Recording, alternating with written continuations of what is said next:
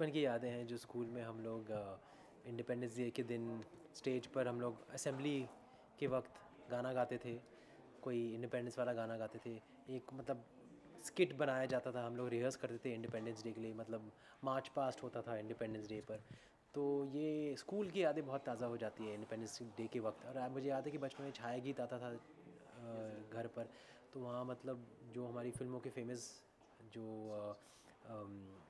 Independence day को लेकर जो गाने हैं, जो हमारी देशभक्ति के गाने हैं, जैसे पुकार का गाना हो या उपकार का गाना हो या फिर सुनील दत्त जी का जो छोड़ो कर की बातें वाला गाना हो, वो हम लोग छाया गीत या चित्रहार में रोज़ मतलब हर मतलब इंडिपेंडेंस डे के हफ्ते हम देखा करते थे। तो वो याद है, मुझे याद है कि पूरा मतलब जो हफ्ता होता था देश भर में, मतलब इंडिपेंडेंस डे को लेकर बहुत मतलब खुशियों वाला होता था। तो जैसा देखा जाए तो बचपन में एक यादें थी, एक खुशी का माहौल लाता था स्वतंत्रता दिवस। एक एज हो जाने पर क्या कुछ जैन मतलब एक अटैचमेंट हो जाती है देश के लिए और देश की एक्टिविटीज़ को देखकर, उसमें आप किस तरह देखते हैं उन बातों को? वापस बोलेंगे हम? जिस बचपन में हम जब स्वतंत्रता दिवस स्कूल्स में मनाते थे एक अलग ही फील के साथ, जब हम यूथ में आ गए, हम हमारी एज में मैच्योर हो गए, तो क्या कुछ आता है आपके जहन में, क्या कुछ चेंजेस लाता है? जो उस ज़माने को लेकर याद है जैसे के कंपैरिजन में अब जो आज चेंज हो या गया, आई थिंक अब मतलब इतना डिजिटाइज हो गया है सब कुछ, इतना मिनिमलाइज हो गया है सब कुछ, मतलब इतना मतलब कंसाइज हो गया है। सब अपने काम में इतने बिजी रहते हैं कि कुछ लोग तो इंडिपेंडेंस डे के वक्त भी काम करते काम हैं, और अगर ना हो तो हॉलीडेज़ पर जाते हैं, मतलब ट्रैवल करते हैं या फिर अपने फ्रेंड्स के साथ मतलब छुट्टी मनाते हैं, क्योंकि इतना स्ट्रेस हो गया है आज के ज़माने में। तो देश के बारे में सोचना मतलब न्यूज़ के अलावा मतलब इतना कुछ, मतलब लोग इंडिपेंडेंस डे को लेकर सीरियस होते नहीं है। आई थिंक साल भर हम अपने देश के बारे में सोचते तो हैं ही, लेकिन अब हमारे लिए मतलब इंडिपेंडेंस डे का मतलब वो है जब मतलब देश भर में मतलब लोग अपने आप को एक एक फ्री आवाम के तौर पर मानते हैं, जहां हम अपनी लिबर्टीज़ को फ्रीली मतलब महसूस कर सके। फ्रीडम ऑफ स्पीच हो या फ्रीडम ऑफ स्पीच हो, लाइक फ्रीडम ऑफ एक्सप्रेशन हो, freedom of giving, freedom to give. Sir ये क्वेश्चन वापस करते हैं, हाँ ये थोड़ा ठीक है। नहीं नहीं, ये वाला वापस। ओके सर, आप पिछले ज़माने पुराने ज़माने को लेकर क्या क्या चेंजेस कुछ चेंजेस हुए या पहले पहले वो? पुराने ज़माने से अगर आप आपके जो इंडिपेंडेंस डे सेलिब्रेशन को अगर आप कंपेयर करते हैं, तो मैं मानता हूँ कि पुराने ज़माने में बहुत ज़्यादा मतलब धूमधाम से मचाया जाता था। अब मुझे लगता है कि अब लोग इतने बिज़ी हो गए हैं कि इंडिपेंडेंस डे एक हॉलिडे माना जाता है याद। इतना मतलब देश को लेकर इतना मतलब सीरियस नहीं होते हैं लोग उस दिन। मतलब इतना स्ट्रेस आ गया लोगों की ज़िंदगी में कि अब छुट्टी आती है तो लोग मतलब अपने आप को एंजॉय करना पसंद करते हैं। लेकिन हाँ, हम हर हर हर दिन एक इंडिपेंडेंस डे मना सकते हैं, और आज लोग इंडिपेंडेंस डे को हर दिन सोचते हैं, मतलब क्योंकि हर दिन को एक इंडिपेंडेंस डे के तौर पर सोचा जा सकता है। क्योंकि हमारी जो इंडिपेंडेंस है वो सिर्फ देश के इंडिपेंडेंस तक सीमित नहीं है। It's about freedom of speech, मतलब फ्रीडम ऑफ एक्सप्रेशन। जो हमारी इंडिविजुअल फंडामेंटल राइट्स है वो भी हमें फ्रीडम मतलब फ्रीडम देती हैं, और उससे भी हमें एक मतलब एक इंडिपेंडेंस डे का मतलब एक फ़ील आता है उन चीज़ों से, जो साल भर मतलब लागू होनी चाहिए, जो साल भर मतलब हमें महसूस होना चाहिए कि हाँ, हम डेफिनेटली एक फ्री देश है, जहाँ मतलब सबकी राइट्स मतलब बहुत ही स्ट्रॉन्ग है, और सबको मतलब अपना एक सबका वजूद मतलब एक फ्रीडम को लेकर बहुत मजबूत है। तो वो इंडिपेंडेंस डे पर मनाने की ज़रूरत ना होते हुए भी लोग अपने आप को अगर फ्री मानते हैं हर हर दिन साल के हर वक्त, तो वो आई थिंक इंडिपेंडेंस डे समझा जा सकता है। तो अगर एज अ सिटीजन आपकी बात की, देशभक्ति क्या है आपके नज़र में? देशभक्ति की क्या डेफिनेशन है? मेरे नज़र में देशभक्ति की डेफिनेशन वो है, अगर कोई हमारी देश के बारे में कुछ कहे कहे, चाहे वो बाहर का हो कोई, और हम उसे ऐसे ही सुनकर मतलब चुप रहे, फिर वो देशभक्ति नहीं मानी जा सकती। अगर आपको अपने देश से प्यार है तो कोई आपके देश पर उसे उंगली उठाने का हक़ नहीं मिलना चाहिए। और अगर वो उंगली उठाए तो आपको उसे मतलब करारा जवाब दे देना चाहिए।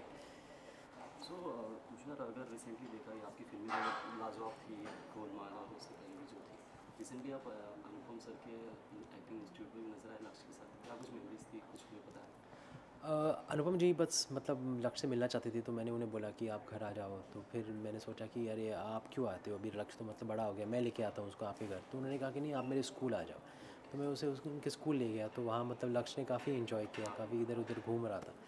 तो अनुपम जी से जब भी हम मिलते हैं तो मतलब वो पुरानी मेमोरीज़ याद आ जाती हैं जो हमने फ़िल्में साथ की हैं, क्या कूल है हम, 1, 2, 4 दिन की चांदनी हो, शर्त की है मैंने उनके साथ। तो आई थिंक लाइफ पार्टनर भी किए मैंने उनके साथ, तो बहुत सारी फ़िल्में की हैं। तो वो सारी मतलब जो आउटडोर की मेमोरीज़ है, आउटडोर स्केड्यूल की मेमोरीज़ हैं, वो सब याद आ जाती है वापस। सो अगर लक्ष्य की बात की जाए, लक्ष्य आजकल ट्रेंड चल रहा है कि किड्स पिक्स का स्नैप्स का, तो आप दूर रखते हैं लक्ष्य को या कंफर्टेबल हैं उस चीज़ से? अगर मतलब कैमराज़ हों जहाँ, अगर जहाँ हम जाएँ, अगर कैमराज़ हो तो मुझे कोई प्रॉब्लम है नहीं। मतलब मैं जानबूझकर दूर भी नहीं रखता हूँ, लेकिन लक्ष्य को जानबूझकर कैमरे के सामने लाने की कोशिश भी नहीं करता। जो नॉर्मल है, जो हम मतलब कि मेरी वजह से जो या फिर लक्ष्य मतलब अभी ऑलरेडी थोड़ा मतलब इंटरनेट पर फेमस हो गया, यस अगर यस, उसके बहुत पीछे फेमस। अगर पेपराज़ी अगर थोड़ी बहुत इंटरेस्ट लेती है तो मुझे उससे कोई प्रॉब्लम है नहीं। ये तो हमारी ज़िंदगी है बॉलीवुड में, अगर उसको अगर इससे दूर रखा जाएगा तो बाद में मतलब उसे शायद बाद में सब कुछ इतना नया लगेगा कि यस। वो डाइजेस्ट नहीं कर पाए।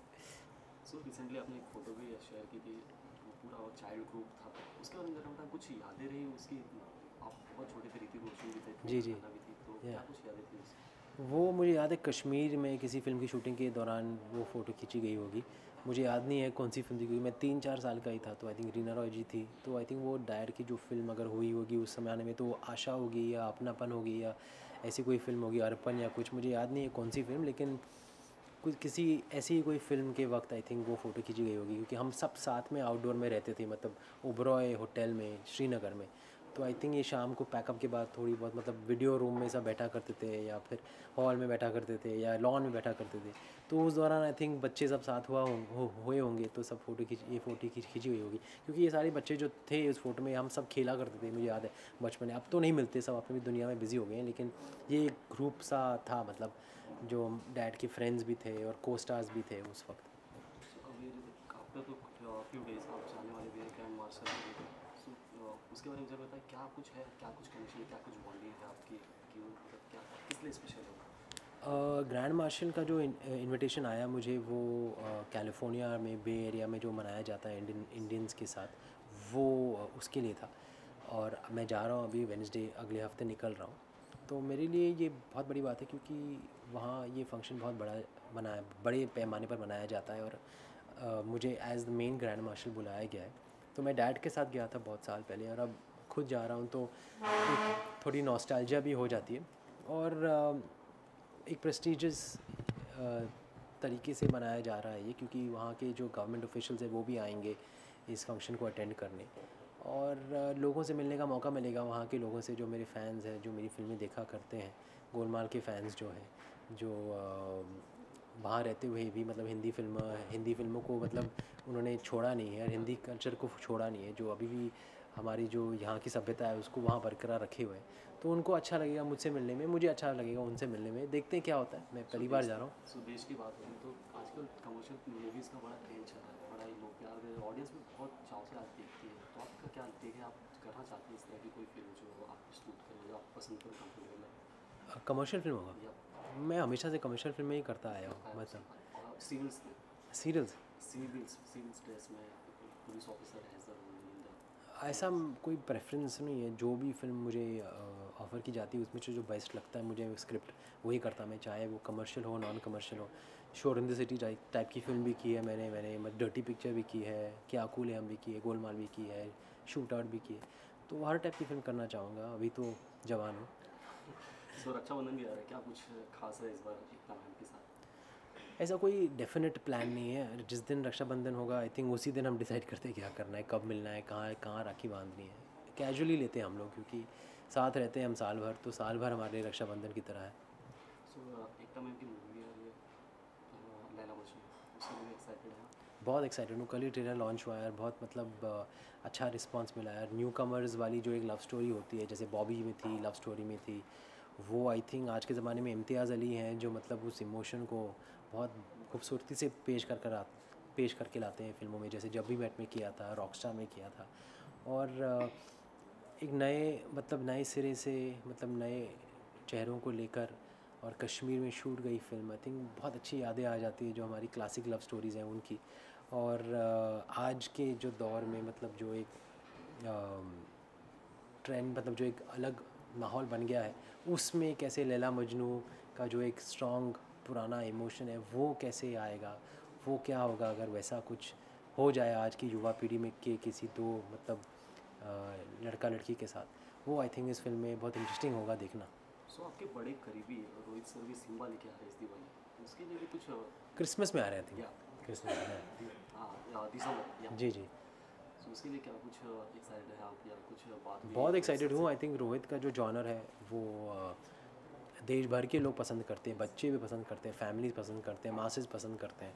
और Simmba is looking very interesting. मैंने रोहित से कहा भी था कि उस वो सिंघम और गोलमाल का एक बहुत अच्छा फ्यूजन लग रहा है, जो बहुत ही डायनामिक फ्यूजन साबित हो सकता है, जो मतलब ब्लॉकबस्टर तो रोहित की फिल्में होती हैं, ये शायद कुछ और ही रिकॉर्ड तोड़ दे।